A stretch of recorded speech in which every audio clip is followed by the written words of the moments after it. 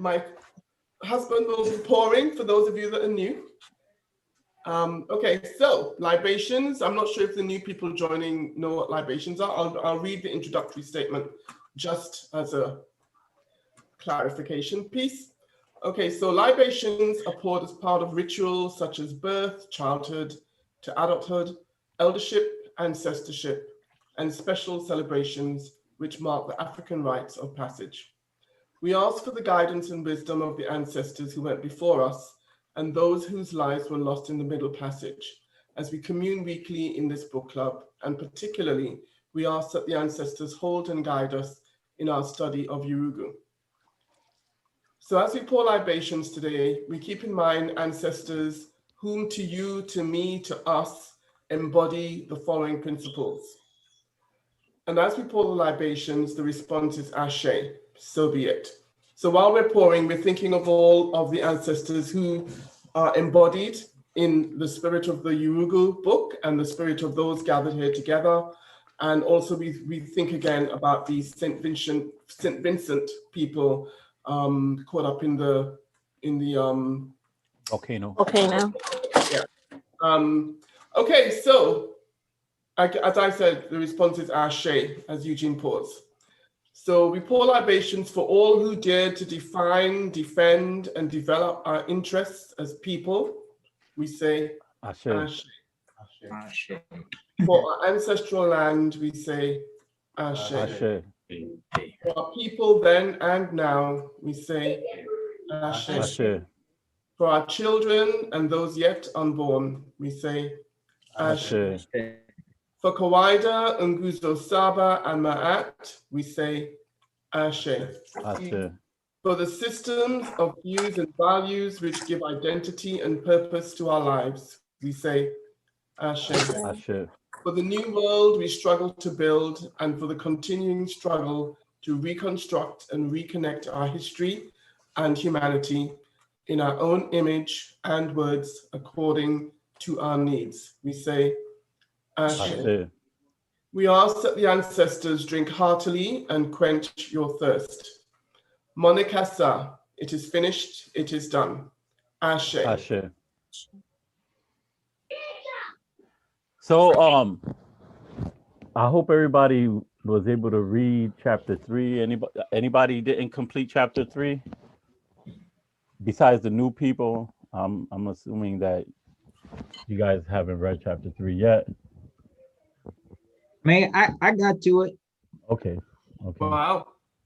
Congratulations. Ashe. He was already reading the book. He probably finished the book. Well, No, don't finish it. Don't finish it. Not yet. Something's wrong. I'm not seeing. Interestingly enough, as I'm pouring the libations there, I'm going, this whole chapter is about so part of it is about call and response and how we as African people, and I'm thinking the libations, we pour, you say Ashe. So we are actually, we're Yuruguing every day. No. We're not Yuruguing. Oh. We're not Yuruguing.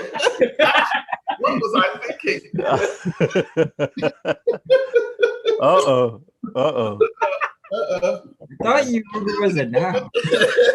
We need some recalibration here. I caught myself. I did catch myself. Whoa. Which is a first, actually. First that you caught yourself, or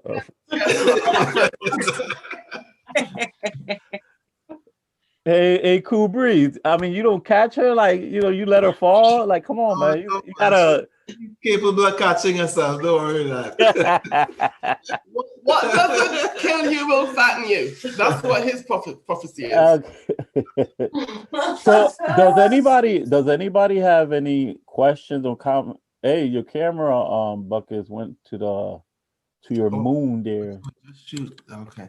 Well. Does anybody have any questions? On the summary that I sent, I said make sure that you either have a question or statement, just to force you to really look at the reading.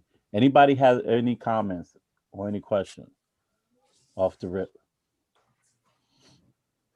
I guess, can I ask Yeah, can I ask a question? Yeah, don't need to raise your hand. It's not Like, school. This is We're law. not in school. We're not in school. you know, I'm a No, teacher. You know, as I've been Yurugu, so you know, I'm being thrifty. You know what I'm saying? I'm trying to step out of it, but I still got a foot. Well, listen, so Yurugu is some a being that have a missing soul. You don't have a missing soul. I'm messing, yeah, but I get you. We all don't have that missing soul. We're searching here. Hi, So. Miss B. Hello, hello. Hi, Veronica. What's Hi, up, Veronica. everybody? You all right? Hey. We got some new people, Veronica. This is Okay. our lovely Veronica. Just give her like a quick 1 minute who you are. Me? Who I am? I'm me. For the new people, and Okay. there's 2 new people. All right. So I am Veronica. I'm a member of ACHA, African Canadian Heritage Association. I do the programming for the children. I'm also a teacher. I teach grade 1 class and a librarian too. And so a combination of all those things. Mm-hmm. So, Robert, what was the statement that you wanted to make? Oh, so like well, the question I had was basically, did anybody in the chapter, when they're talking about the different art forms, between the art form that's for the public and the art form is for the elite, like, go ahead. Did anybody have experience like with that elite style of art? Like, you know what I'm saying? Like, basically, I teach. Yeah. So, well, what is it like in regards to? Because I definitely feel that in the sense that I would say I'm like the commoner guy. So when if I go to an art museum and then they're saying, "Oh, this is like a great portrait," and talking about all this techniques and stuff, it just goes right over my head. Yeah. Man, I don't care nothing. It looks like a kindergartner could have drawn something like that. I only say that because I mean, that's part of their. They the one who's saying that's great, but coming from a you know, I'm an art student. I actually have an art degree, right? I'm a graphic design degree. So this topic here was like really close to my heart, quote, you know, so to speak. But one of my experience, the trouble I was having in the art school was the lack of meaningfulness, and how everybody was, I'm just trying to express myself. And then you ask them what you're expressing. And then they go, what do you think? I said, you know, and so it becomes a very elitist thing. Like, you got to be in the mix. It's almost like a fraternity. It's who you know, networking, and it become pompous. And that's where, like, it was the only place we had the university was a dry campus, meaning they can't serve alcohol, except at the art school when they have a gallery showing. They serve wine, cheese, and crackers, and you know, salsa water. Very elitist, very pompous. But in regards to the art, there were some art that actually had meaning. Like some of the Monet, some of his art was a reflection of the revolution that happened in France. Dadaism was a criticism of like how we live in today and how it's not helping us. So there were some art, but the majority of the art was about pure ego. And it was the standard, the people who viewed the art, who made it valuable, was always co-signed by Europeans, right? So even if you have a person of color there, you know, you're going to a white gallery to, you know, to show your artwork, and you're chosen by white folks, you know, where we will have our own art, where, you know, and how we express our art, it's a lot different than they express the art. Can I just throw something? I know Miss Veronica might have something to add to this conversation. I'm thinking. But I was just thinking, when I was reading it, I was thinking of a few things. So, and I actually want to ask a question about one of the artists. When they talked about the art that's not ours, in my mind, I'm thinking of people like Monet, the Group of Seven, what's his name? Salvador Dali. People, there were actually some white artists that actually resonated with me because of their themes and the fact that they did have feeling. Yes. And one of the things that I recognized was when they talked about, you know, artists go through, well, we don't talk about it, but they talk about it. Artists go through periods like the blue period and the, well, they're analytical about it, right? And, you know, No, that's their analysis. That's them being analytical. Yeah. It's not about like the way we view Dadaism, like, or Dali, where they talk about looking at, see the way Dali was doing his work, and it was like trying to see what fourth dimension would look like. Mhm. And that came all about with and this is how things tie together. Mhm. Where like they say Einstein, you know, discovering the fourth dimension, you know, and so they're trying, the artwork we're trying to deal with that. And again, but they were being analytical. It wasn't like nothing real meaningful. And one of the things that, so around the time of Einstein, I'm not sure what the era of Einstein was, but Dali, people who wrote books then, Corridors of Power, Brave New World, Aldous Huxley, all of those, a lot of those people lived in the same era. Yes. Supposedly created art in visual art, written art, but they all knew each other. They all were linked to the scientific field, but they were all smoking stuff or taking stuff that also messed with their head. So that's how they created good work. I mean, you know, at the end of the day. Well, I mean, we're saying it's good work, right? Yes. Okay. So this they're saying is good work, but if you look, we were doing those things in like some of the Dali stuff looked like carvings, African carvings, you know. So there were works being done, and really a lot of it was mimicking, even in terms of the era of realism, because that's important. Why? Because this is where you get advertising from, right? This is where you start going from commercial art, right? And this is where things started to get twisted. Now we're coming from some type of cultural expression, which there's a lack of it in the Western art world, to now we're using this tool of imagery as a trying to brainwash the society. And that's what mainly their art became. Their art became a cultural instrument to promote that esili that they have. Where do you put Basquiat in that? Because he was being lauded, you know, as Black.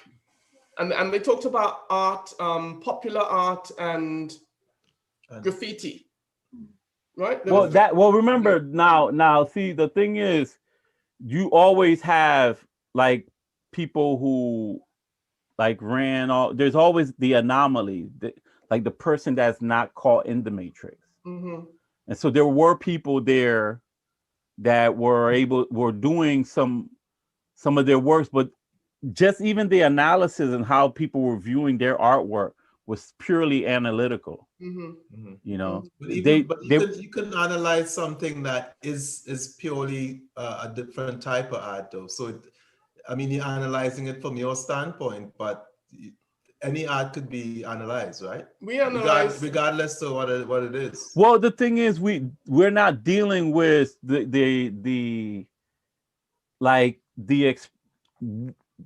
we're dealing more with like what's the spiritual component of that? What is the meaningfulness about that? What is that type of art expressing and overall, like? And so even in terms of when I was reading this, I even thought about music, how like when we hear music, we immediately and get our moves and create things. They are like more like, okay, you go to the left, go to the right, where we immediately do that, like without even thinking. And so they analyze those things, and it's these are things.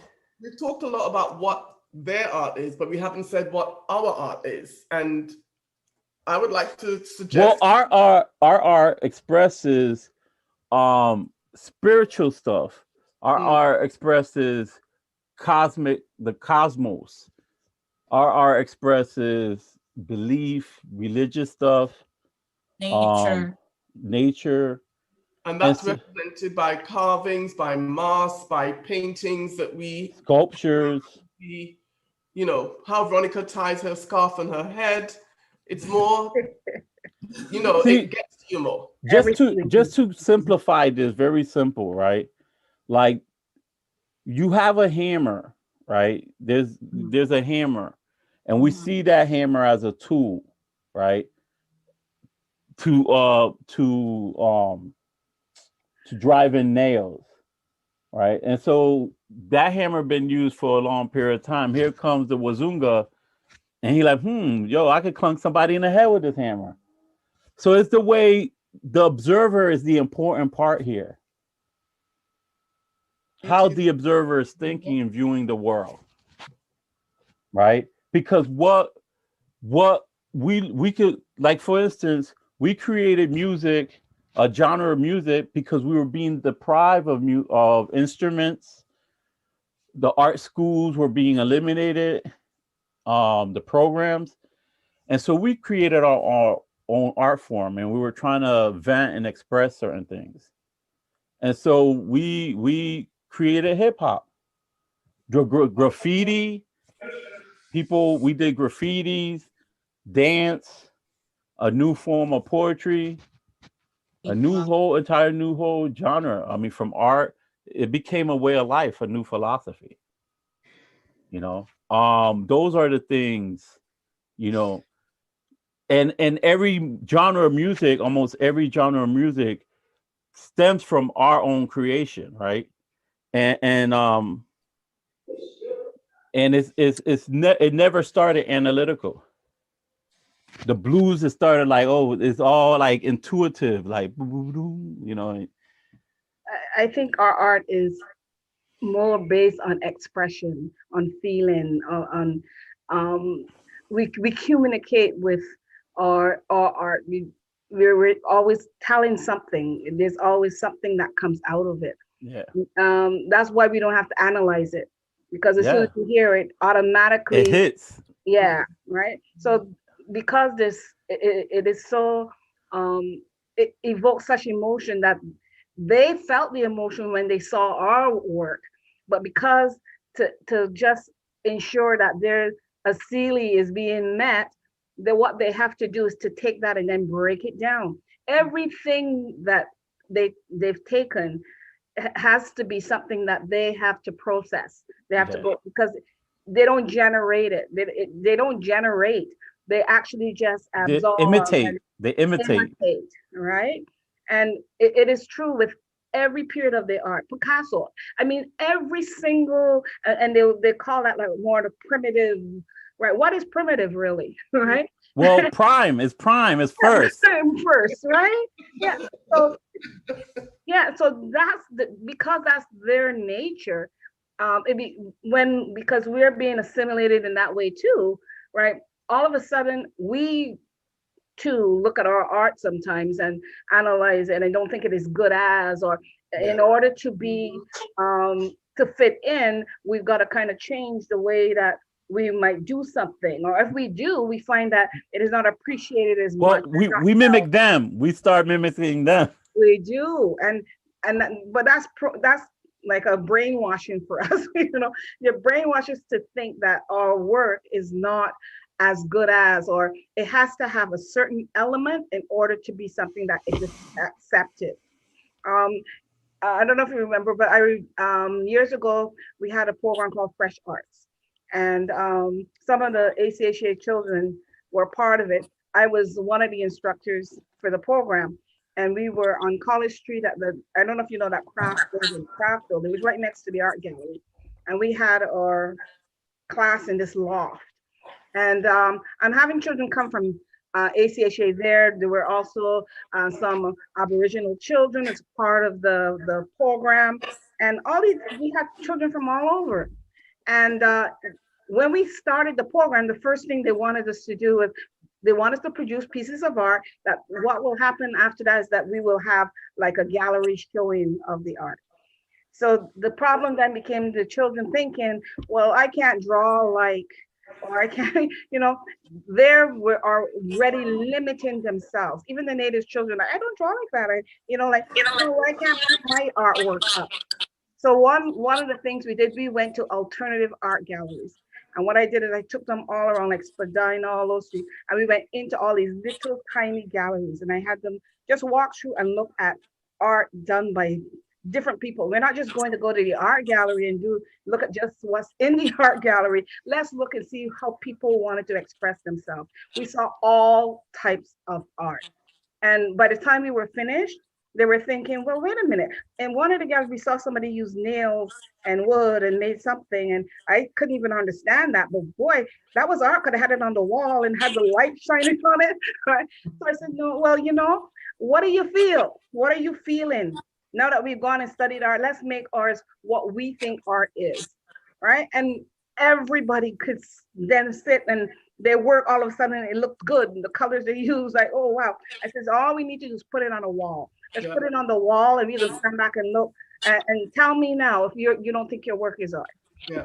Right. Because when people saw that was our expression. That's your expression. Mm-hmm. Right. And it comes out. Mm-hmm. Right. So the way that we're tied down and tied into what a true concept of art is, then there's no it can't even be defined that in that kind of in the terms that they've done it. Yeah. Right. It's not. It's not art. Because even when I dealt with this and I had serious contemplation, because at the school I was the alternative of the alternative. Mm-hmm. I was a hip hop kid, and like in the art school, all the alternative kids go there. Those are the ones with the big ripped up pants and crazy hats and all that stuff. And I will go there, and I'm like, a lot of the stuff that they were doing was meaningless. And even in terms of self-expression, it was just a terminology being used. And technique was was the thing that they focus on the most.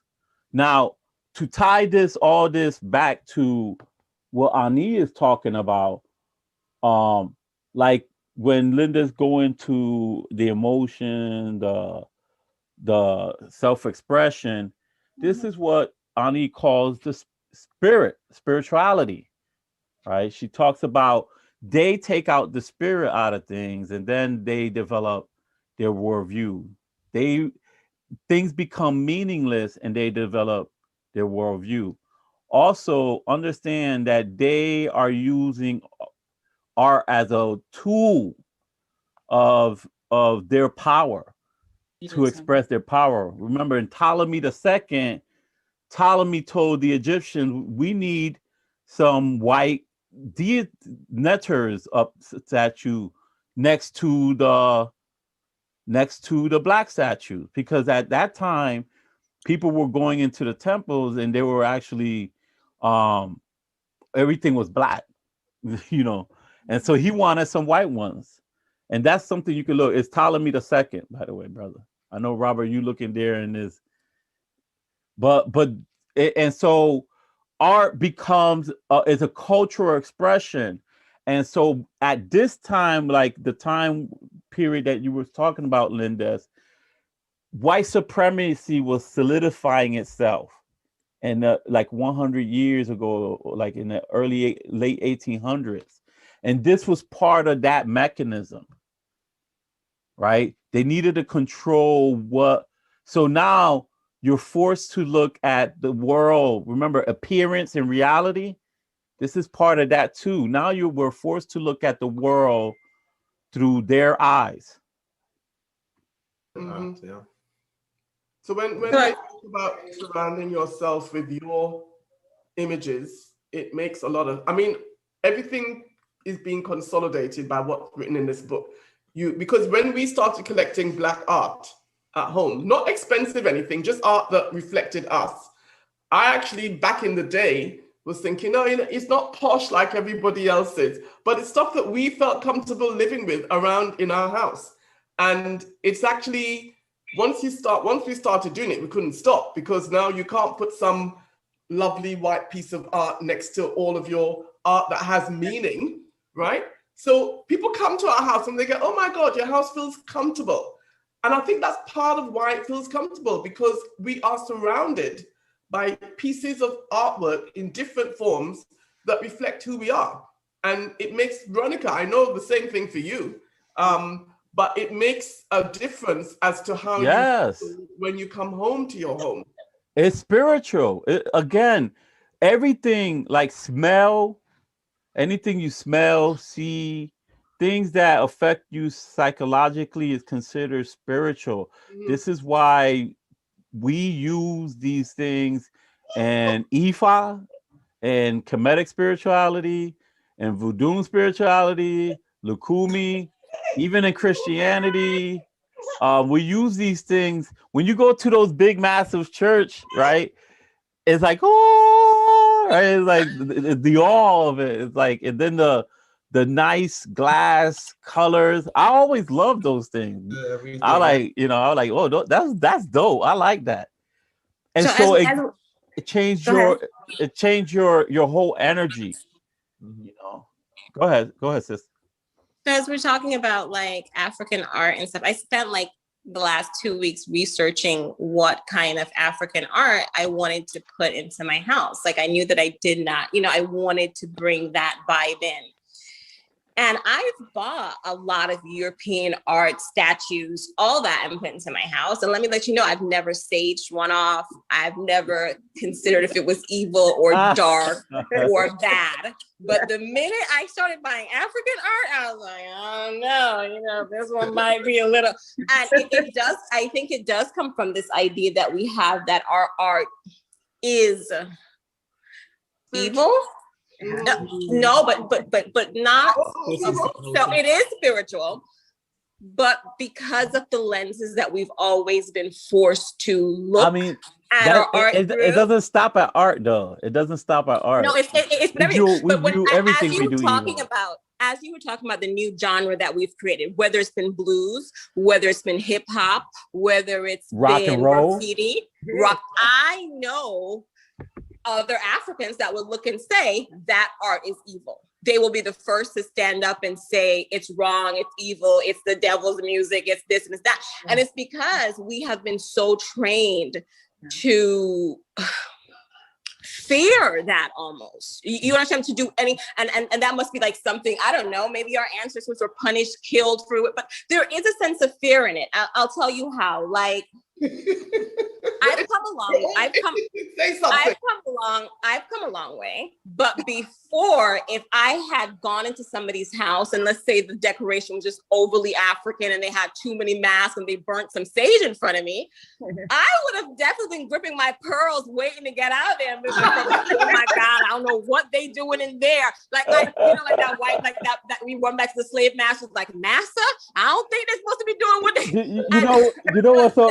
That's where I started. What's so funny is that you have a red wrap hair. Your hair is wrapped in red, and that means something. It's so hilarious. It's like is that what it means for real? It means something, but I'm not gonna tell you. But I thought, she must be like she must be on the Shago, Alegua. When you said you held onto your pearls is when I started to laugh, because I'm going. No, I would have. And now it's so funny because when I go into our sisters and brothers' house and it's overly white, now I start clutching my pearls like, you see this? You ain't gonna have more. But do you see how that I had to somehow let go of that idea that it was evil or wrong, or if somebody would just give me some tea, if somebody just be like, oh, grind up this tea, anything that represented some kind of natural, here beyond natural, anything that represented me stepping out of this construct that had been given to me was scary for me. and maybe evil because it conflicted with everything. You understand what I'm saying? It was like any natural thing for so long had been hitting me as being wrong, bad, evil, that it could just be some teeth. I'm like, girl, I ain't grinding up your teeth. But then I'd go to CVS and be like, yeah, I have no idea what's in that medication. Doctor prescribed it, give it to me. But to me, that was more normal. You know what I mean? Yeah, no, yeah. So I've come a long way, but it did start with something about our art feeling evil. And I think that's what it is, because it does seem like it has a soul, a spirit. And if everything else is so dry, you know, they just feel like you were talking about being in art school and having that whole opinion of a thing, you know, it's so hard. Like it's a line and everybody goes like, oh yes, that's wonderful. It's because I went. And you in your mind, you're like, what? That's terrible. So I know the trick. You know what I mean? And if 100 people go before you and be like, yes, it's brilliant, he's wonderful.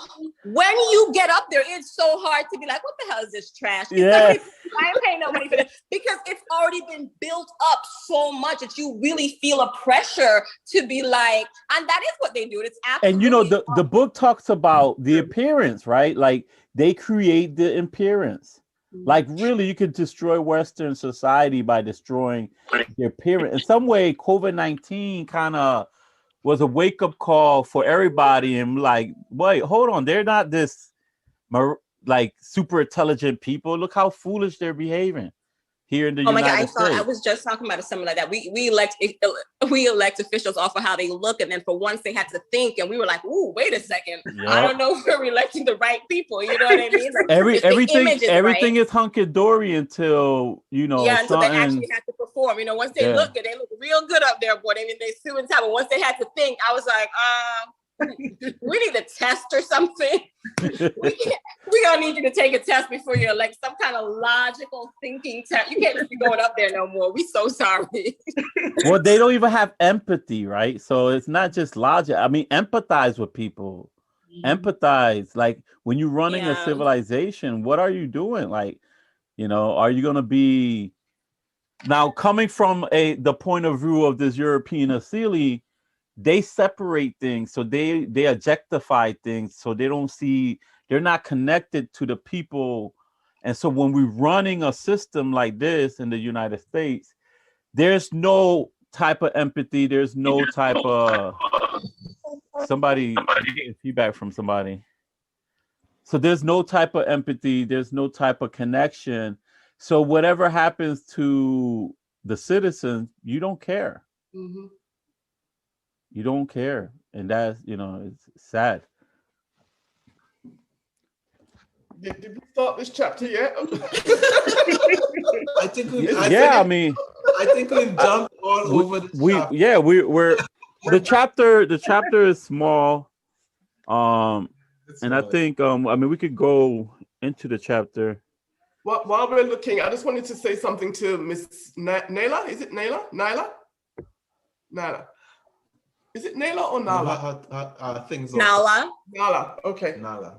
From The Lion King? No, but yes, I guess it's spelled different. I think hers is spelled different. Yeah. No. I was just gonna say, when you're talking about masks, I remember any mask that I have, I actually got from Ghana and under the direction of somebody who lives in Ghana who brings stuff back. So I didn't want to get anything that was going to bring any bad vibes into the house, but because some of them they're built for different, they're made for different reasons. And I do remember going to a market in Ghana, in Accra, and I was directed. I wanted to get an old mask, but a safe mask that really was okay for me to bring back. And I went to a mask vendor who had a lot of the, you know, the aesthetically pleasing masks, and then he had some that meant something, and then he had the mask, and the masks were not in that space. You had to walk a few hundred yards to another storage area, and he actually had to question me about why I was buying a mask of that quality.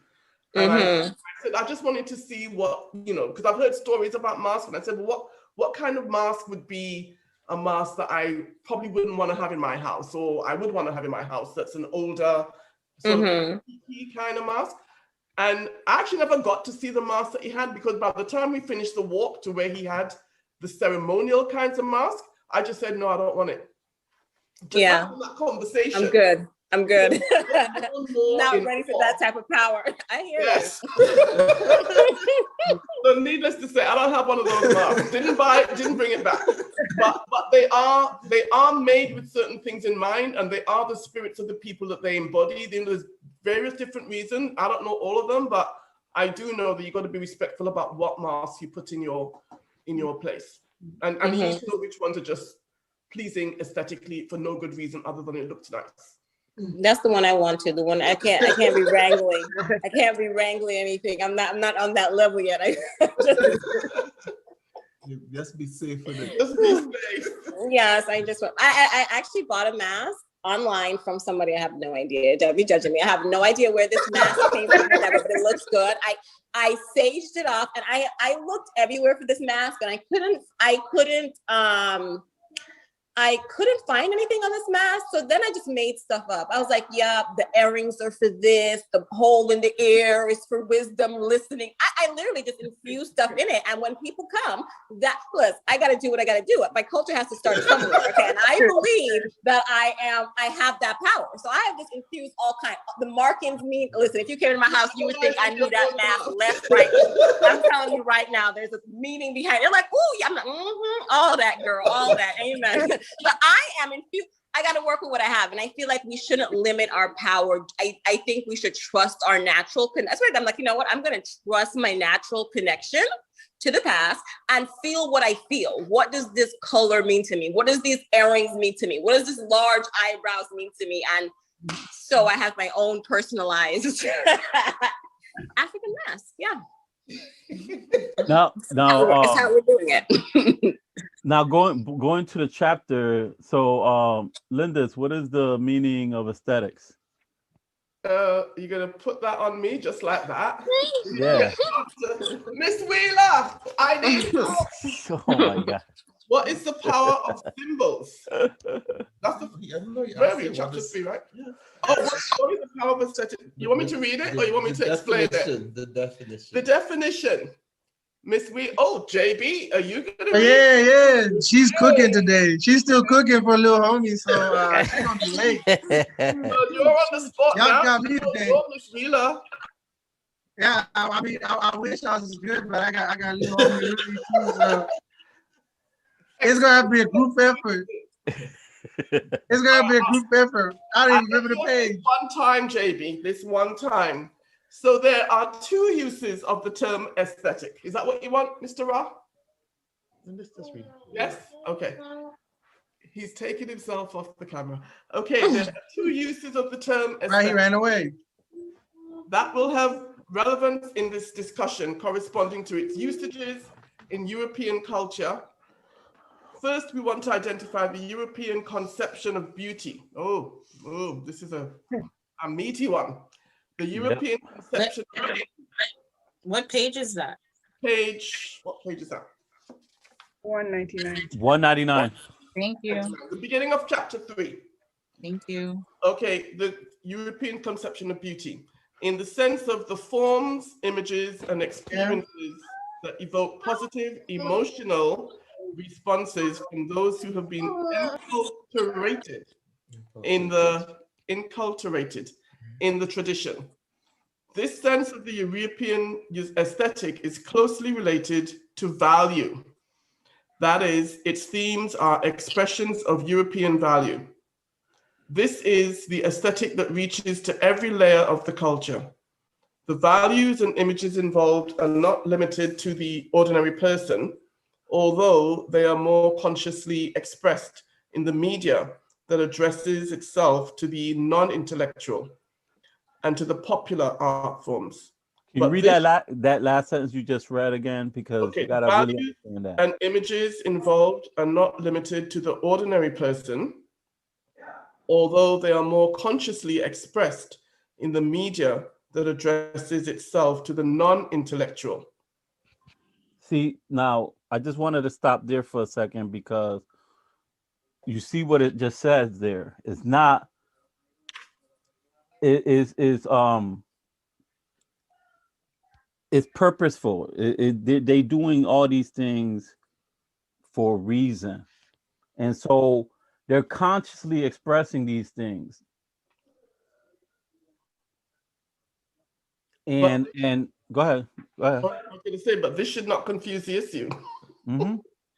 Because perhaps unconsciously, or at least non-verbally, which is probably the case, this aesthetic affects the intellectual as well. As well. Yeah.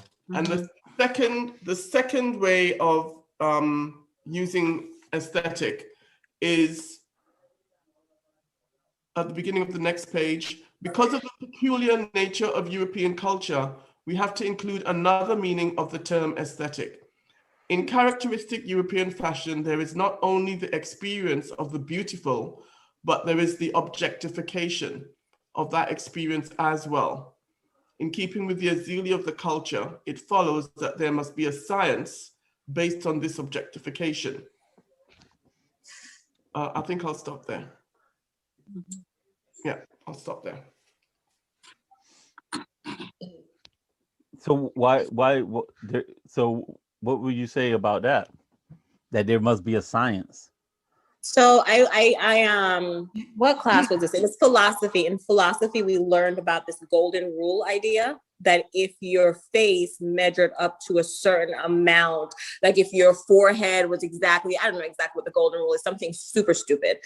And I remember sitting in class and everybody was just buying into this. And I was like, no, it's absolutely not true. Because listen to me, I'm telling you right here, with a great haircut, none of my features have changed. I'm so fly, I'll blow y'all all away. With a bad haircut, none of my features have changed. I'm so ugly. Like I couldn't get the idea that just because my face was, nothing would have changed about my face. But I'm telling you, there's some haircuts that I could slay in.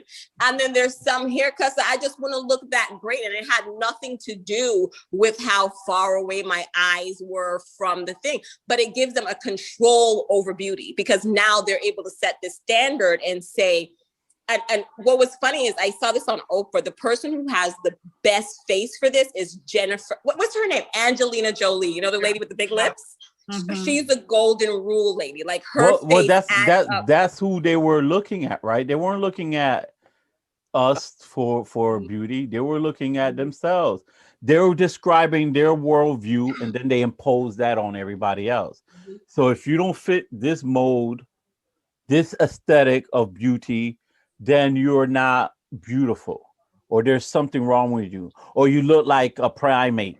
You know, I mean, they say some of the most racist things. So can I just give an example of a very up-to-date today news that I got? There's a woman, I think she's in the States, a black swimmer who was in a competition. A black what? A black swimmer. Oh, swimmer. Oh, okay. What do you call it? Aquatic. Mm-hmm, mm-hmm.